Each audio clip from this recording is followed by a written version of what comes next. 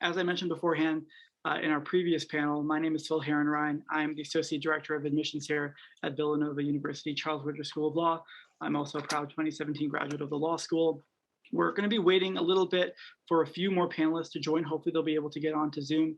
You know, there are sometimes some complications and troubles with Zoom, but we're hoping that we'll have everybody here soon enough to be able to speak about our joint degree programs. That's what this panel is all about. If you're interested in pursuing a dual degree option, I am the beneficiary of one. I was a JD graduate of Villanova in 2017. And as you see here, we have staff and faculty who are here to talk about their respective programs. But we also have current students from each of the programs who are here to chat about their experiences, what they've gone through, sort of the application process, the types of classes they've been taking, the reasons why they chose to participate in the program to begin with.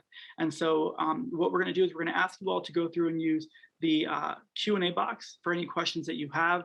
That way we can sort of collect them all there and, you know, go through towards the end and do a little bit of Q&A. But thank you all so much for joining. Thank you all so much for taking some time out of your afternoons, or for Kristi, right? Like the middle of the night, I guess, or later in the nighttime. Thank you so much for joining us and for taking some time out of your busy schedules to be with us here today. So I'm going to turn it over to our professors to start. And then after that, we'll go to our students for introductions. First, I'm going to go to you, Professor Edelman, then Professor McDonald, and of course, Meghan, you're last but not least. Thank you so much, Phil, and welcome everybody. This is just going to be a great program, just in case you were curious. My name is Diane Edelman. I've been teaching at the law school for a very long time. I have taught in and run the legal writing program here.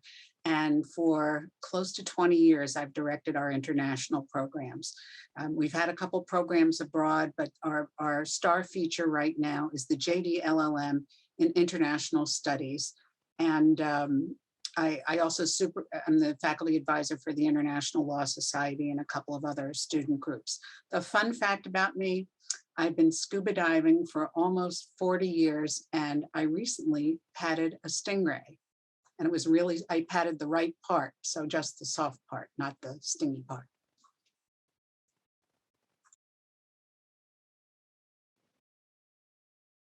Hi, I guess, Phil, you want me to go next.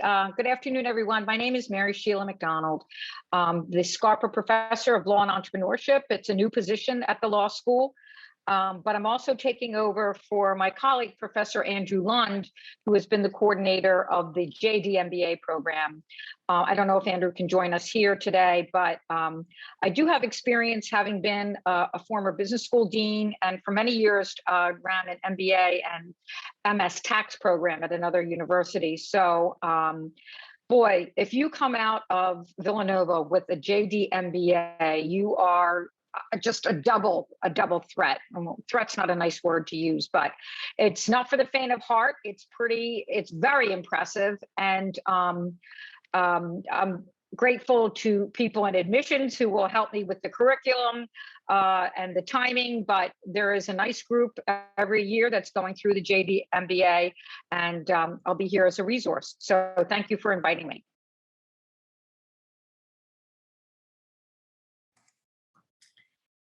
Good afternoon, everyone. I'm really excited to be here with our faculty and our students. I am really subbing in for Professor Joy Savino-Mullane, who is our faculty director of the Graduate Tax Program and Professor of Law here at the Woodger School of Law. My name is Meghan Petsko, and I'm the director in the Graduate Tax Program, and I get to talk about our awesome JDLM in taxation degree, dual degree. It is such an awesome opportunity, only open to current School of Law students. So some programs have, students from other law schools. This is only open to our students.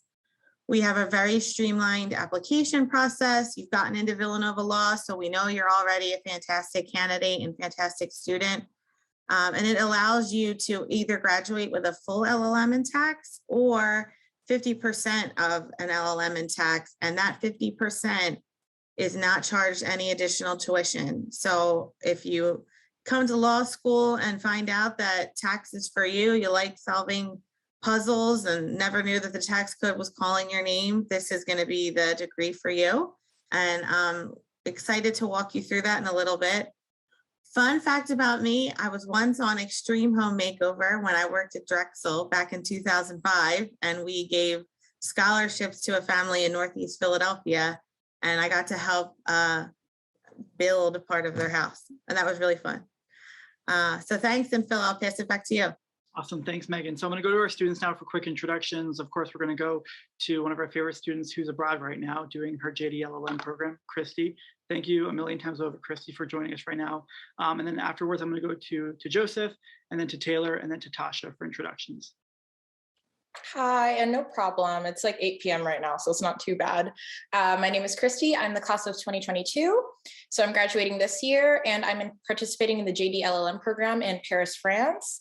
I went to the University of Arizona, graduated in 2018. And after that, I worked for a year at Zwicker & Associates in Arizona as well. I'm currently interested in all aspects of international law, but I'm honing in right now on immigration and corporate immigration, to be specific. And a fun fact about me is I'm really bad at coming up with fun facts. I met the Obamas once. That's my fun fact. That's pretty fun. Hey, everyone. My name's Joseph. I'm a 3L class of 2022. I'm part of the JDLM program in taxation.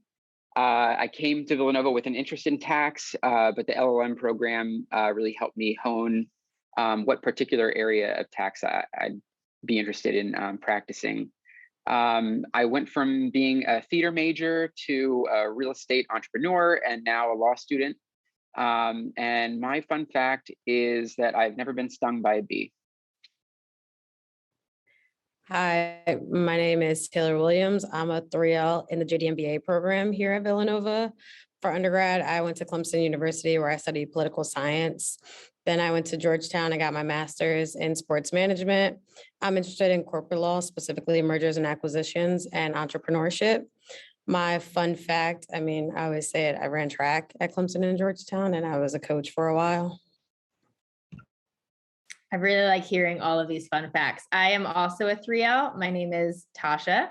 I'm in the JD MPA program, and I went to NYU for 2 years and then finished out at Millersville in 2014. And then I did some work with refugee resettlement and some social enterprises, and then also did some HR and finance work for some for-profit companies. And my fun fact is I was homeschooled for 7 years and started performing in professional musical theater at age 10. So Joseph and I both have a theatrical background. Awesome. Thank you all so much. Professor Lund's actually on the call. I'm not sure if you're going to be able to introduce yourself. I tried to unmute you, so let me know if it'll let you do that, Professor Lund. Yeah, can everybody hear me? We can. Yeah, I don't know what's going on, but maybe it's better for everybody not to see me. I don't know whether this Phil's trying to send me some subtle message. I am Andrew Lund, as Professor McDonald mentioned earlier. I'm a professor here, and I'm currently sort of the lead on the Villanova, on the law school side of the JD MBA program, although Professor McDonald will be taking over for me at the end of this academic year. And so I am happy to talk about the program. And I have nothing interesting, no fun facts about me whatsoever. Thanks so much, Professor Lund. We're going to start with our JDLM and International Studies program. And so we're going to go through that. Professor Edelman, would you like me to do the presentation, or do you have it loaded already? I've got it loaded. Ready? Okay, go ahead, share your screen, and you and Kristi. Share my screen. Screen number 1. Okay, and let me know if this shares properly, please. You're all good. We see it. You see it. That's exciting. Okay. So how does, you see the slide that says, how does the JDLM work? Yeah, you might just want to make it full screen. So if you want to oh, that's what I had hoped that it would do. How's that? You're good to go. All right, wonderful. Well, this program is now more than a dozen years old, and what it entitles you to do is spend your 3rd year abroad earning an LLM, a master's in law, or the equivalent, sometimes they're called a master's in research, at a school abroad. When it counts as your 3rd year here. And so when you complete that degree, you get both degrees. So the timing may vary depending upon the school you go to. At some schools, you finish up around the same time that your classmates finish up their third year. At a couple of other schools, you finish up in the summer or the fall. And so you get your JD in the fall, which means you have to take the bar exam the following February instead of the July after you graduate. Has not been a problem for anybody so far. We've had people do both. The way it works is there's a website, and I'm not going to save time, I'm not going to pull up everything now. Phil will have all of these slides that he can share with you, or you can email me. I'll show you my email address at the end. But basically, you can explore the possibilities there, but the possibilities are even broader than what's listed. You can meet with me, you can talk with me before you come to law school or during your first year about your interest in the program and the details and what you might be interested in. But you don't have to apply to the middle of your second year. You need a 3.0 GPA or better at the end of your third semester, and you need to have completed your graduation requirements by the end of your second year, which is no problem at all. You just have to plan ahead of time. You can't kind of wait till the last minute. You then do an internal application where you write an essay about why you want to do this great program and where you check off different things that you've completed and that sort of thing. And then I send, assuming Villanova approves of you going abroad, I send a recommendation letter on behalf of the law school to that school. I also send you recommendations from your professors, and I send your transcripts, and we have that connection with the school. So it's a little closer than if you're applying just by yourself. So this is the process we use. The graduation requirements are all listed here. It looks like a long list, but it's extremely doable, especially because certain things like the clinic, if you take a clinic, it counts both as experiential education as well as a practical writing course. So again, it's all on our website. You don't have to worry about this. All of these things are things, except for the 1L module, are things that you would take in your second year of law school. So that's when it has to be completed. GPA, I mentioned to you already.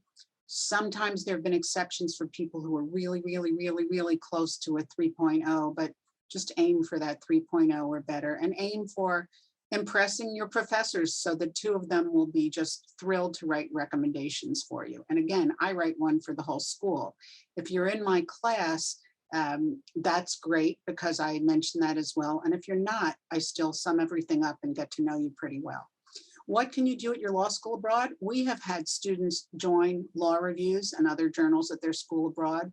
We've had students compete on international moot court teams, and we've had students work with a host school professor on research. So there's really no limit to that. Here's where we sent students so far. As you can see, most of them have gone to Edinburgh in Scotland, or to Leiden Law School in a beautiful part of the Netherlands. Kristi, as you'll hear from, is at a different branch of the Sorbonne. Even though she is fluent in French, she's taking an LLM that is taught in English. So we have that in France. We have an LLM in French and one taught in English. This year, we also have someone at a brand new school in Madrid that's not listed here. And as you can see, the other different-ish course is the Master's in International Sports Law, which so many Villanovans love. And that is in the spring of your third year and the fall after your third year. So that's a different structure altogether. And a lot of those folks are doing international sports law. So as you could see, we're beyond our original 5 partners. If you want to go to another school, if you're passionate about another country, wherever in the world, we talk about it and look for an appropriate type of program. We discuss it during the year or before you get to law school. We continue to discuss it and try and make it happen. And it's been done several times, including for 2 out of the 3 people who are abroad this year. Where are graduates? If you look down this quickly, you'll see they are all over. London, France, China, Alaska, Spain, all over the US. And this is only, since we have almost 40 students who are out now, this is only a handful what the students are doing. It's just an incredible opportunity to network. And if you have one of the questions Phil had given us is, you know, who should do this? Well, I basically think everyone should, but that wouldn't work out too easily. But essentially, if you have a passion about things international, or you come to learn in your first year or so how important knowing about other legal systems is to your practice of law, check it out. Couple other slides for you. Other international things you can do here. There's courses in international law, including a couple of clinics. Our asylum law clinic and our farm workers clinic have, and possibly some of the others have international aspects. You can sometimes, when the world is in good shape, you can extern abroad. I do have a student who's doing what's sort of halfway between a research project and an externship from Philadelphia this semester, providing legal guidance to a children's rights organization in Africa with an alum of ours who is over there. We have student activities, and again, you have the opportunity to study abroad in a summer or semester, even if it's sponsored by another law school. You just have to go through various steps here. Finally, there's organizations you can get involved with while you're here. Some of these, I'm very involved with the ABA and the Philadelphia Bar International Law Committee, and getting involved early is just a super thing to do. So I'll just my email is edelman@law.villanova.edu. I'd be happy to hear from you, and I'm happy to share these slides via Phil in his office. Awesome. Thanks so much, Professor Edelman. Kristi, I'm coming to you for this next, I guess, set of questions, which is what I'm going to ask most of the students here after we sort of discuss the general aspects of the program. But the question for you that I have is, what ultimately made you decide to apply for this joint degree program? What has the experience been like being abroad in Paris for the past few months? And how do you feel as though this program is assisting in helping you prepare for what you want to do after you graduate from law school? I'd be happy to answer. So I actually came to Villanova with the intention of doing this program because I've always been interested in international law, and sorry about that. I pestered Professor Edelman even before I came into the law school asking about the program, and I was lucky enough to end up in her class.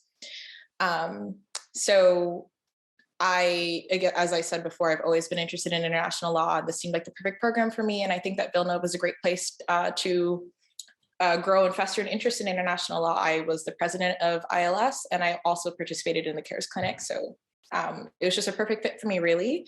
And my experience as a joint degree student has been amazing. The law school experience is definitely different from what we see in the US. They don't really use the Socratic method as much, but I've been able to really jump into a different law system because France uses civil law, really learn about the EU and develop my legal mind in a different way, I guess, because we look at cases in a completely different way here, and just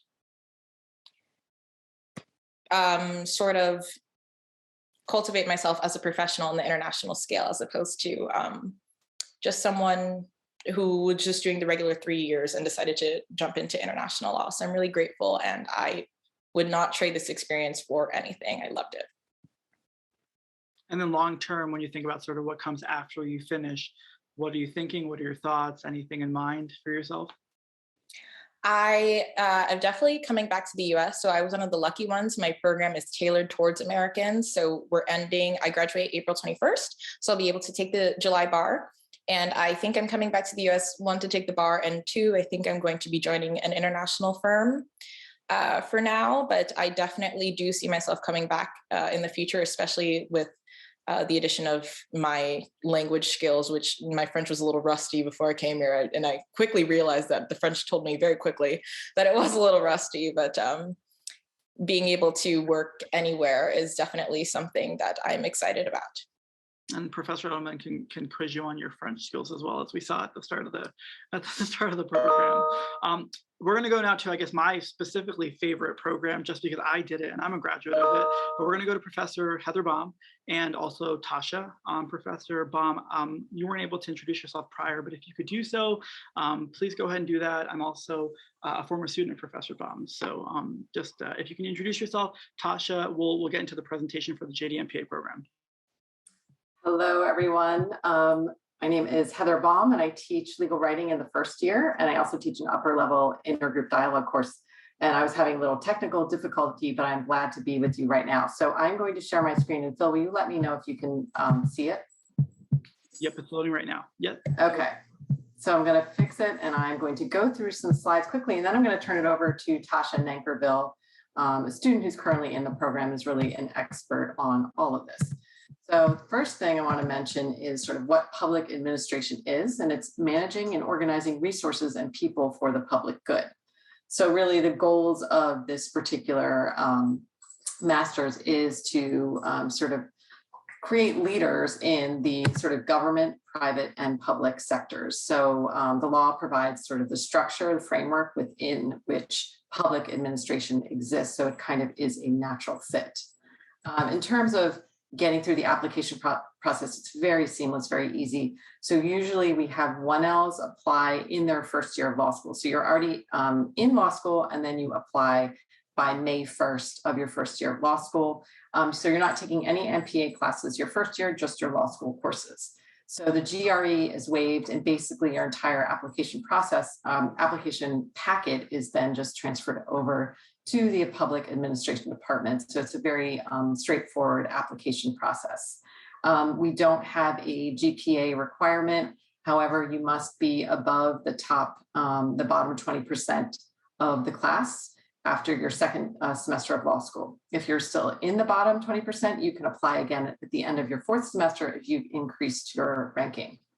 And we do have information sessions in the fall and the spring where we provide information and answer questions to 1L students who might be interested in the program. So you can receive both degrees at the same time, and that's what Tasha will speak to you a little bit about, or you certainly can receive the MPA degree after the JD degree. And it is, as you'll hear from Tasha, pretty easily doable in that there are evening classes for the MPA program and summer classes that you're able to take while you're getting your JD and even while you're working.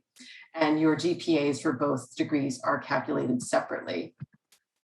So here's an example of where some of our recent grads are. You can see there are quite a few government positions here. We've also got, as you met, Phil Harrinarine, wonderful graduate. We also have associate at Bellevue Strategies, which is a government relations firm. So again, you can think of government work as well as private sector and nonprofit sector as well. And finally, other sort of benefits to think about are credit saving. If you do a joint degrees, you can see there the joint degree has a total of 105 credits because JD courses and MPA courses count towards both degrees. Whereas if you did them separately, you'd have 129 credits. And ultimately that ends up as a cost savings because you pay by credit for the MPA. So you end up spending less if you do the joint degree. So I will stop sharing now and I will turn it over to Phil and Tasha. Tasha, same question for you that I just asked to Kristi. And I mean, I know yesterday, actually, Tasha, funnily enough, you were running off to class when I was leaving work. So if you just want to describe your experiences, sort of the subject matters you've been learning about, what you've enjoyed most in terms of the courses you've taken, the professors you've been able to work with. I know that my interactions with the fellow MPA students was always a sort of a really enjoyable part of the experience for me because they were professionals, they had work experience, I had none. And so getting to learn from them to me was like the highlight of my time in that program. Whereas they looked at me as sort of like, oh my goodness, you're a law student as well. Like you're that much more impressive. But they really are wonderful people to get to learn alongside and from. So if you just want to share about the experience, why you chose to do that program, the way in which it's benefited and enhanced your experience here as a Villanova student.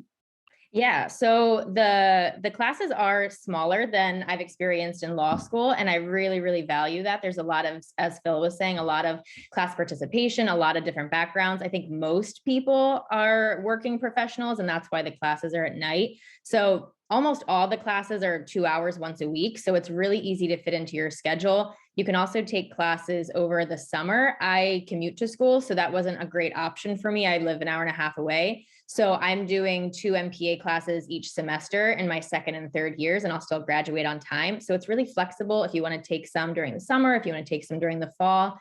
And I had a hard time wrapping my head around what this was, just because I wasn't familiar with the terms originally, like public administration. I just didn't know what that meant. And a lot of what we talk about in class is geared towards leading nonprofits or government. So if you ever want to be an executive director of a nonprofit, or not even, you don't even have to want to be an executive director or, have the top position, but if you want to lead in any way in a nonprofit or government position, this is really, really helpful. So some of the classes I've taken are like a fundraising class, leadership ethics, human capital management, like human resources, financial management. And it really just focuses on how to be a better leader. And that's a through line that I've found across all the classes. How can you understand people better? How can you motivate people better? How can you be aware of yourself? So even though it's geared towards public administration, I feel like it's really just taught me to be a better leader in any roles that I get. And so I really love the classes. I love the people. I feel like it is preparing me specifically in public administration, but also in any other job that I will have, just simply interacting with people. Thanks so much, Tasha. I know that we're really, time crunched right now. I want to get to our other programs so that we do have some question and answer time at the end. So for our attendees, our admitted students, if you have specific questions about these programs, please feel free to throw them into the Q&A box. We're going to try to get to those questions at the end of the presentation. But moving forward, I will just say that my email address, of course, I'm going to put it into the chat box so that you all can follow up with me afterwards. And I can put you in touch with any of our panelists today. I know that they're more than willing to chat with you all about their experiences as faculty members in the program and as current students in the program as well. Next up on the agenda is our JDLM in tax program. So Meghan and Joseph. Great, thank you so much, Phil. I think I can share my screen as well. Let me do that, okay. Hopefully my slides are appearing, if everyone can see them. Okay, great. Let me just do this slideshow. Beginning. I just put together a few really quick slides and can send, like everyone else has shared, Phil can send these out afterwards. I'll send them to him to get to you. But basically my role here, I am representing, like I said, Professor Joy Mullane, who's our faculty director that oversees the JDLM and the graduate tax programs at Villanova Law. The JDLM is, I believe, just a bit over 15 years old now. It is a popular dual degree program, and it is only open to current law students. It allows you to basically take advanced tax classes with those in our graduate tax program who are working tax professionals. So it's very similar to what was just shared about the MPA. You're taking classes with those who are currently working in the field. And you're taught by both our full-time professors of law who specialize in tax here at Villanova, but then we have a cadre, huge community of adjunct faculty that are experts in specific areas of tax who also teach. So it really enables students to network with, not only current professionals, current attorneys, tax attorneys, but also current tax specialists, planners who may be accountants and other business professionals, but also broaden their scope of the faculty that they interact with, because they then have, a chance to get to know top tax practitioners, both in the local Philadelphia area, but around the country, as we run both in-person and online classes. So essentially the way that our program works is if you are admitted to the JDLM program, you're in your 2L or 3L year, most likely your 2L second year. You've already taken introduction to federal taxation, and we want to see a B or better in that course, as we allow you to then transfer that course into your LLM degree, so it counts on both sides. You are able to take 50% of your LLM, which is 12 credits. The LLM is 24 credits. You're able to take 50% of that at no additional cost. So if you're enrolling in your JD courses and you want to take some tax courses as part of the JDLLM, you're not paying anything additional for the tax courses, the advanced tax LLM courses you're taking.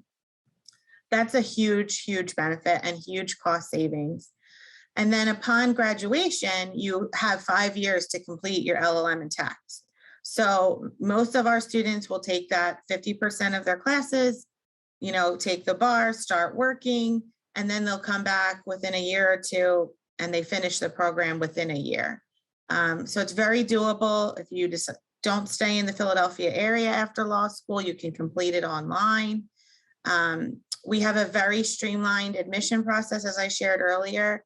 You've already gotten into Villanova law, and so we aren't looking for any additional standardized testing or essay. We just need an application, a resume, and that's it. We don't collect any other information from you. Oh, and your transcripts.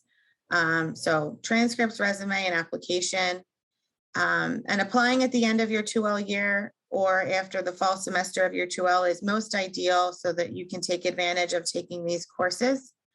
It's also an option if you want to complete your full LLM while you're here at Villanova during your 2L and 3L years. And I have a sample of what that looks like. It involves taking some classes over the summer following your 2L year. We have a handful of students that do this each year. The majority take that 50%, like I was just sharing, but some do want to just get the LLM all done at one time. They then use that often in their career negotiations for additional salary. Others will complete 50% of it, and then an employer is only paying for the other 50%. So either way, it's a bonus come time for career talks that you're doing the JDLLM and adding that additional advanced skill set to your repertoire. I also just wanted to share really quick, here's our contact info of where you could reach out if you have any preliminary questions. That's Professor Mullane hobnobbing with some students in the middle there. Just wanted to make sure she got some FaceTime too, since she couldn't be here today. And Professor Mullane and I meet with our JDLM students each semester to help you with planning and networking, career advice. We're here for you the entire time you're a student, which means we get to really know you really well, which is my favorite part as a higher ed professional myself. So that's my portion of this, and I will pass it over to our star JDLLM student, Joseph Thomas. You're too kind, Megan. Thank you. I mean, I can't say enough good things about the JDLLM program and the faculty. Coming into Villanova, knowing that I wanted to go into tax, Professor Mullane worked with me my second semester of my 1L year and helped me get enrolled in the survey of tax class, which is,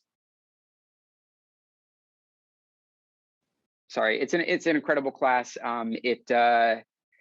It gives like a 10,000 foot overview of all areas of tax and really helped me focus on which particular areas were speaking to me. Then in my 2L year, some of the LLM professors were willing to help me with my law review article that was about marijuana taxation. And just the classes I've taken in the LLM program have really helped me demonstrate to firms as I was interviewing that I have a genuine interest in tax and, picked up some skills, and it wouldn't just be going into the summer with the regular JD classes, but, I have some LLM experience. So yeah, again, I can't say enough great things about the program here at Villanova. Awesome. Thank you both so much for that sort of overview of the JDLLM program. We have one more to go through, and that's with Professors Lund, McDonald, and Taylor-Williams. If you all want to sort of go through, I don't know if you have any slides. If not, totally, I can go a little bit of back and forth with you in regards to some questions about the program, generally speaking. But I'll turn it over to you, Professor Lund, to start us off.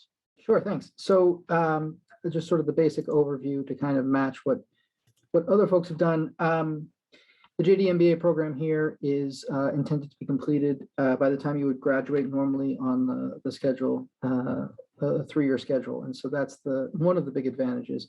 compared to JD MBA programs at other schools is that you get this, you graduate with the MBA at exactly the same time you would graduate with your JD under normal circumstances. Now, it doesn't mean you have to. If you choose to, you can wait a little bit longer and take some MBA courses while you're doing your JD and then finish up after you've left. But I think, and Taylor can confirm or disconfirm this, but I think that tends to be sort of abnormal. The norm is for everybody to finish at the same time. The application process is done in the spring of your first year. And so for those of you interested in the program, you would show up here in August and do your first semester of JD without thinking or asking about the JD MBA. Of course, you're welcome to ask anybody about it, but you really are just a law student like everybody else. And then in the spring of your first year, you are invited, everybody's invited to a series of information sessions that the business school begins to offer for law students, for first-year law students, telling you a bit more about the program. And then you have the opportunity it's a rolling admissions, but basically most people do it around this time, around March and April. First-year students who are interested apply for the program. They have to take either the GMAT or the GRE, although you're allowed to waive that requirement if you have a certain LSAT score. It's 160 currently, although it's really up to the business school as to how they change it. They haven't changed it in years, so I don't anticipate them doing that. At that point, you're into the program and you begin, you begin your MBA courses. It's really up to you, but the suggested schedule involves you doing a series of courses in the summer after your first year. You can do that at the same time that you're working and doing various kinds of legal employment. That's not a problem. You just have to be a little more aware of your time. And then after that, in your final 4 semesters in law school, you wind up taking a series of mostly evening courses at the business school. It's the Flex Track MBA or the Flex Track MBA program. So if you're interested, you can look on their website about that. And you wind up taking 2 or 3 courses a semester at the business school in the evening. The advantages of doing this, you wind up having a substantial number of your JD MBA credits your JD credits count for your MBA and vice versa. MBA credits count for your JD. And so you actually wind up taking fewer courses than in the law school than your law school classmates will, and you wind up taking fewer courses in the business school than the other students getting their MBAs will. That obviously is a benefit in terms of just the amount of time and effort that you're putting forward, but it's also a benefit in terms of the cost of the MBA program because like some of the other programs described, you pay for the MBA by credit to the extent you don't have to take 9 credits for the MBA. That means roughly a 20% discount on the MBA off of what you would otherwise pay. So those are the benefits. In terms of what people do, it really depends upon what the market's like and what any given year students do. The norm in terms of the number of students in the program is about 8 to 12 students per year. So whatever that percentage is of the 180 that we normally have, 6 or 7%, I guess, of the class does the program. And sometimes law firm hiring is going gangbusters as it is currently. And I think the majority of the JD MBA students wind up doing business-related work, legal practice at law firms, just because that's where a substantial number of the best opportunities are.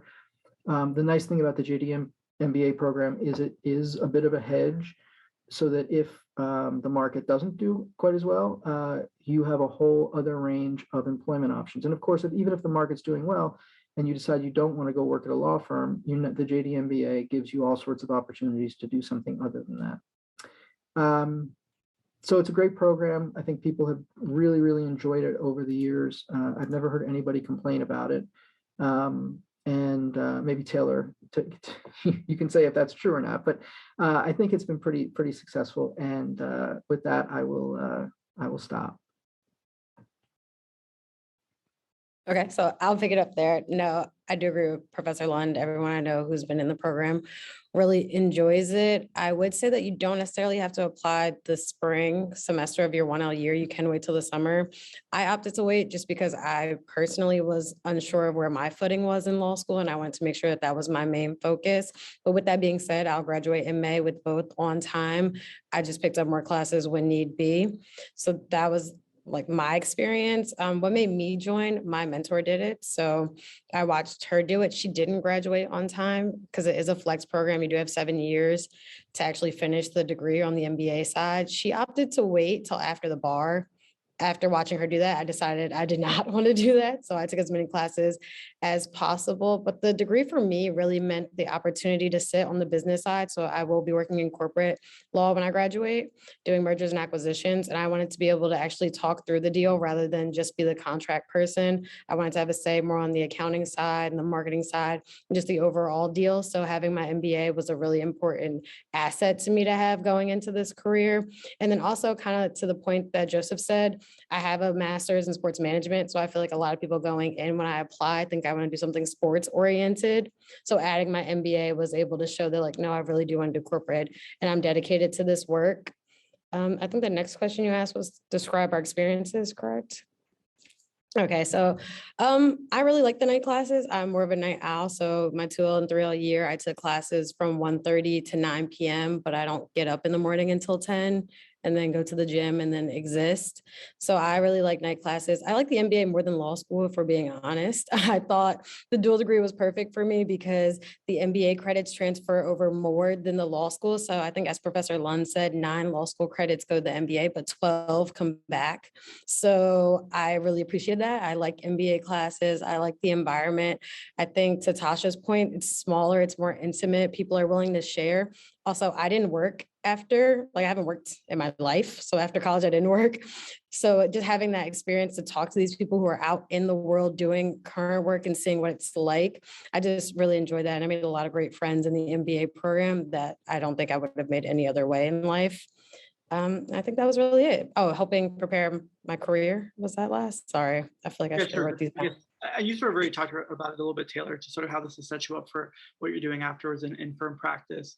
One thing I did want to mention, I know Meghan mentioned this already, is that these programs, once you're in at Villanova Law, they're sort of setting you up for success. The goal is, if you want to do one of these programs, to allow you to do that. It's not a barrier.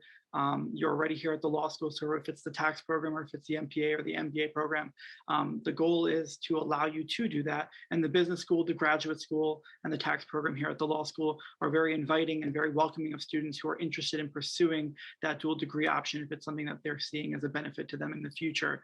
So I would encourage you all to consider it, to think about it, to know that right now the pressure or the heat isn't on. You don't have to make the decision right now. Of course, you do have time. Professor Edelman mentioned that you will have until essentially your second year to apply for the international program, but you can start having those early conversations the way that Kristi did. But if you're interested in any of the other programs, you can do that as well. Meghan, I know one of the things that some of the JDLM and tax students do is that they might end up graduating and coming back. Can you describe sort of what might cause them to do that in relation to like employers, things of that nature? Oh yeah, absolutely. I'd be happy to. Well, some of it's cost, they are making a big investment in their primary law degree. It's fortunate that a lot of the firms that our students end up, sometimes that's big four accounting firms that they're serving as tax attorneys and, doing things like Taylor was sharing involved in the M&A side, tax planning, tax strategy side. And often firms are willing to reimburse for or pay for outright an LLM degree. And so, there's some hedging that we have to do. Do you want to make the investment and negotiate for a higher salary because you graduate with a full JDLM? That has worked well for some who are sort of able to make the upfront investment, or I guess willing to. And others, want to just follow a more traditional path, take the classes that they can at no additional cost, and, build up their network while they're here, and then, get suited in their career. And once things sort of are going well in their career, which is on average, I would say 12 to 18 months after graduation from Villanova Law. They only have to take one class at a time at night, usually online. So it's better structured for their working life. And then they're getting some tuition support. So, we're really happy that we can kind of offer both options to our students, whether they want to take a more advanced path or if they want to, just take those initial 12 credits. Both options are open to them, and both, it's very individualized. And I think that's the best part of it, is that we work with every student individually. I have tons of spreadsheets for each individual's plan. So there's no boilerplate template to follow. It's going to be what you want to do, what area of tax you end up liking, and what works best for your life after law school. Awesome. Thanks, Megan. Professor Baum, I want to come to you for a little bit about the MPA program, just to discuss. I know that Professor Lund mentioned sort of the requirements for applying, what the business school looks for. On the graduate side, are there any caveats, any benefits to sort of already being a student here at the law school? And if you could just chat a little bit about sort of what mentorship or sort of what support might look like for students who are considering a joint degree program for themselves. Yeah, so the GRE is waived because you've taken the LSAT. And again, we take your whole application from the law school and just transfers over. Another thing I did want to mention that I did not mention is there is financial assistance. It really takes two forms. One is basically tuition remission, and that's it is a process and it's merit-based, so you do have to apply for that. And the second one is you could be a research assistant where you do get a stipend.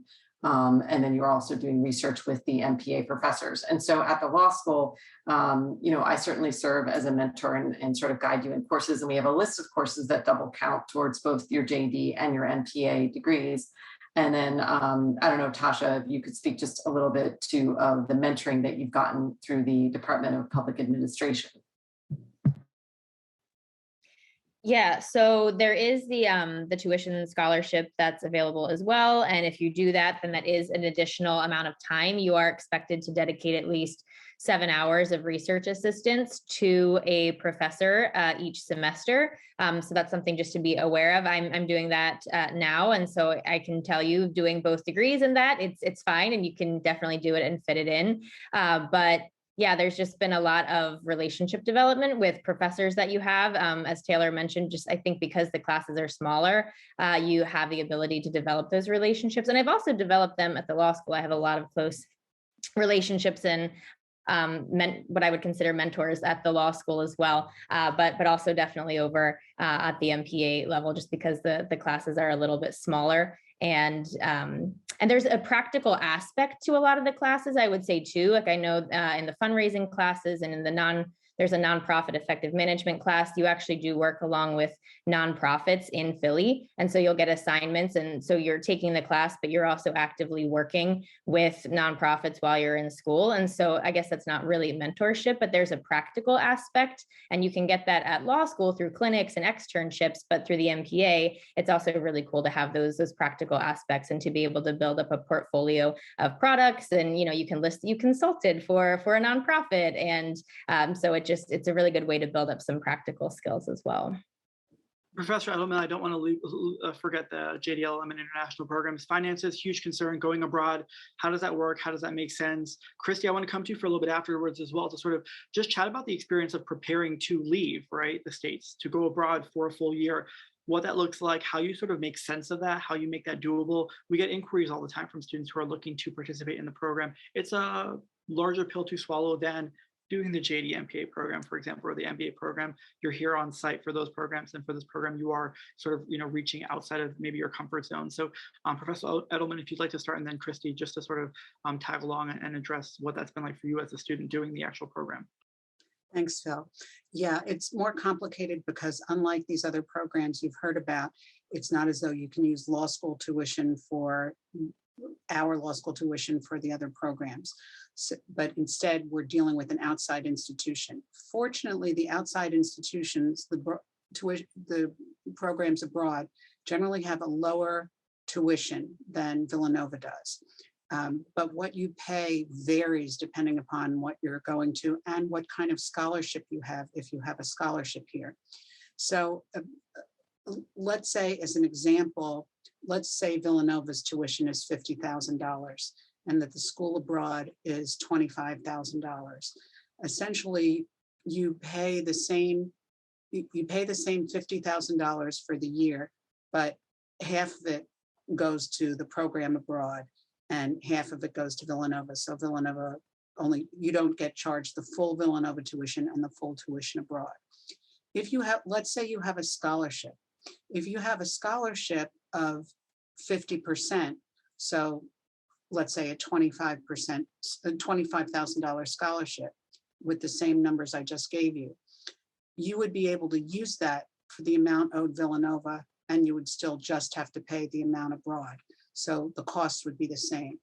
It's more challenging if you have a full scholarship, because we can only use your scholarship toward the part owed to Villanova.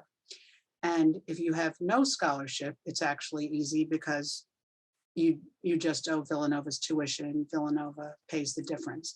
The financial aid folks here are happy to go over these convolutions with you, and so am I. And we have some written policies about it also, but it really varies from person to person and from cost of the tuition abroad. The two things that vary are the tuition abroad amount and the effect if you have a scholarship. If you need to borrow money, you can borrow federal loans. You don't have to borrow private loans to go abroad also.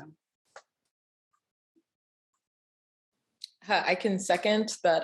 The financial aid office is super helpful. They probably have my email blocked with how much I was communicating with them. But as far as getting abroad, it was a little complicated for me because I'm from Arizona. So France only has a couple offices that help with visas in the US. I had to fly to California for the day. And Professor Edelman, I think I was contacting you the entire day. It was a mess. But I had to obtain my visa, which took a couple weeks. But I believe that's it as far as like really serious things that I had to get done within a specific time frame. I had to get a visa because France is in the Schengen area, so it's only 180 days that you're allowed to be there without a visa. And obviously I was here longer. So I had to get a student visa for that. But besides the logistics of getting there, it was super easy to obtain one. Besides that, it was just the logistics of finding an apartment, which was super easy. They also, France, if you're looking at France specifically, also has a student housing, and they have a house per country that allows hundreds of students to come. I found an apartment through just online searching. And I think besides that, it wasn't that hard, just finding my own school, because as Professor Edelman said, it wasn't one of the approved schools. So finding the school, then finding the apartment, and then getting the visa was what I had to do.